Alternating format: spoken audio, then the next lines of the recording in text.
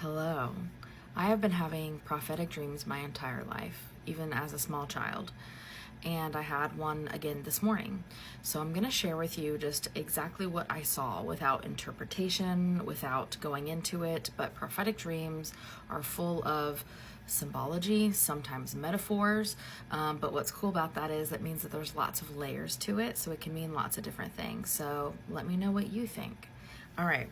I made notes on my phone as soon as I woke up so it wouldn't fade into the ether or whatever, and I've pulled them up on my computer. Okay, so I literally just asked. It was one of those mornings where I woke up early in kind of the middle of the night, and I was thinking about things, and I said, okay, just to the universe, because I get these dreams with messages. I said, what's going on with this frump energy right now? Okay, have to speak in code, it's a thing.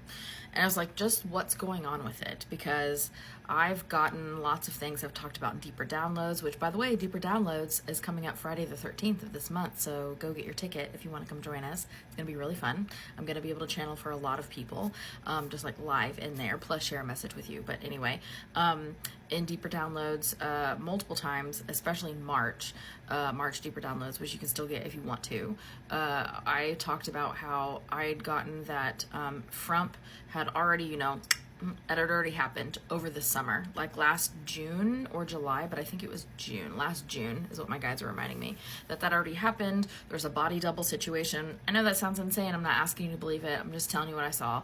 So I was like, what's going on? Because I know a lot of people are like, oh, he's gonna, it's soon, this July or whatever. And I was like, give me some clarity, because that's already happened from what I've seen and what I understand. So help me figure this out. So this is what I saw. The whole message is the only way out is through. And that we're here to ride the wave together. All of us, right? No one can escape it. You can either fight it or you can ride the wave. And so we're here to do it together. Really, it's together is what the message is. But it was night. I entered a shipping container, and it's a dream, so it's not going to make sense to our logic brains, but I entered into a shipping container with my oldest child. But my oldest child, who's now 16, was 7 or 8 in the dream, okay? But we entered into the shipping container, and it was just an open shipping container, and there were a bunch of people. There were some people set up with pillows and blankets. There was somebody set up in the corner with all this computer equipment, looking into something, trying to watch for something. I'm not really sure what it was, but it was people doing that, and it was part of some sort of underground organization is what it felt like. That was just the energy of it. And so we entered into the shipping container because we came for a rest. It was one of the spots on your travels, on your journey, that you could come and just have a rest and not have to worry about the elements or whatever. People were all around, outside and inside this one particular shipping container, looking for refuge. No one was fighting. There was no chaos in that way. We felt safe-ish, right? It wasn't really from the people, the strangers around us, that we felt the danger, but I'm not really sure what the danger was, because it just felt like a big blanket thing. Okay. So my oldest and I went in there. He fell asleep. Remember, he's 16 right now, but in the dream he was 7, 8. He looked really 7 years old. He fell asleep, and I'm watching him fall asleep, and I go, okay, I guess I need to take a rest too, because I knew that once we woke up, we're gonna have to get back on foot and go continue our journey toward whatever destination. It was unclear where we were going. I knew in the dream, but conscious Sam didn't know where we were going. So then I fell asleep, and then I woke up because all of a sudden I felt like we were moving, and this shipping container was just on the ground, and it was one of many different spots you could go to for refuge, and it was moving, and I felt myself this, and I was like, what? And then it was going like this, and I was like, what? And then there was windows built into the shipping container, but they were covered, glass or something. I don't know, it's a dream, but they were covered. And so I look through one of the windows, and I see that we've been swept up by water. I have no idea where the water came from, but we've been swept up by it. We were not expecting to be swept up by water. Where we were was very landlocked, so it did not make sense for that to happen. But we are riding some big ass waves. I mean, they are huge. It's up and down. It's where's that channel that you go through and you want to hear the freaking pirate song? I can't think of it right now. I have a third eye headache, so I can't, human brain is not thinking, but it was that, the passage, the Drake's passage. Thank you guys. You guys are amazing. But it was like huge. I mean, it was like frighteningly tall. Like, I don't have words to be able to describe to you how tall, but it was way up, way down, way up, way down. And I remember thinking that it was very equal. And I remember thinking that's odd because as high as we go, it's exactly as low as we go. And knowing that we were going to come down, it felt like you had that like feeling, like in my dream, I felt like feeling like, you know, when you're on a roller coaster and your like stomach goes up here, right? And I had that every time that we went down, but I remember thinking, oh my God, we're going so deep, but also knowing, okay, but we're also going to come up that high. And I don't know why that made it okay, but it still felt like scary, even though I didn't feel like I was going to like pass away or anything, right? So equal, but humongous, right? At the end of it, it like started to slow down after a while, and then it just kind of like slid safely to a stop. Upright, we never got tossed around like that, but it was like upright. Everyone exited unharmed. We felt a little jostled, but no one was actually hurt. People, once we opened the doors, it slid to a stop, and we're all like looking at each other. Then we opened the doors to the shipping container, and no like water got in or anything because dream. And as we come out, people are upset.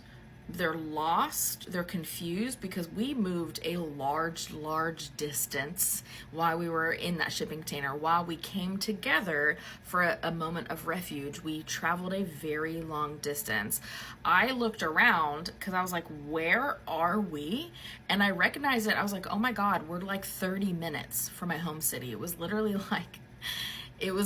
a city that is 30 minutes from where I live. And I go, oh my God, we're close. Like, it brought us significantly closer, like hundreds of miles closer than what we were when we were traveling on foot.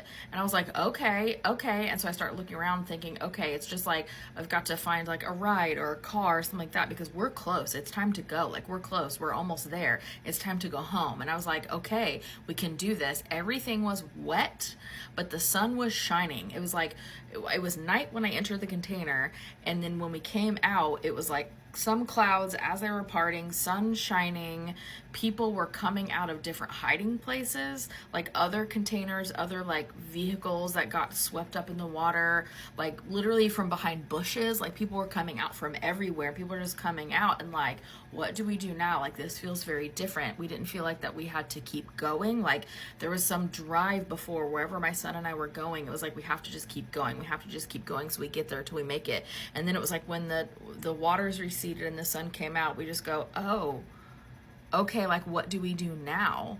People were literally coming out of hiding places, and it felt better, but people were confused because it was a big contrast from what it was before, right? So, I definitely feel like this is metaphorical for things that are coming and happening. Many of you are going to ask, do I have a date? I don't have a date. I genuinely believe, you have to follow your own intuition though. You don't have to believe what I believe, but I genuinely believe we don't have a date yet because I think there's way too much free will at play here. And I think there's way too much stuff that can be shifted either way. But whatever is happening, whatever big shift, it really feels like we're coming close to it. I don't know. I'm not out here trying to give you false hope because I really don't know, but it feels like something shifted, something changed. And also, I feel like this is of note. My guys just reminded me, my dog, she's puppy. She's 7 months old this month, 7 months old. She has been extra excited, extra hyper today. Like extra, even for a puppy, extra. My cats have been extra like close to me, clingy the past couple of days too. Like everywhere I go, all three of my pets just end up in every room that I'm at. And usually during the day, they're cats, right? Cats like go off on their own. You won't see them for a few hours and they'll come back out and get loves and pets and food and stuff like that. No, it's like every time I turned around, all three animals were sitting kind of in a little group, just watching. What are we doing now? And that's an odd behavior. My cats have been more affectionate. I mean, they're affectionate, but asking for more affection than usual. And today my dog, extra hyper. So I don't know if that means anything. I'm just throwing it out there. Let me know what you think. What kind of pings, intuitive, right? Don't read into what you want this to be. Allow the information to be what it is and allow it to kind of wash over you. Sit with it for a minute before you leave a comment and allow it to wash over you so you can kind of be like, okay, what does this mean? I'm going to tap into this intuitively. Let me know what you get. I'm curious.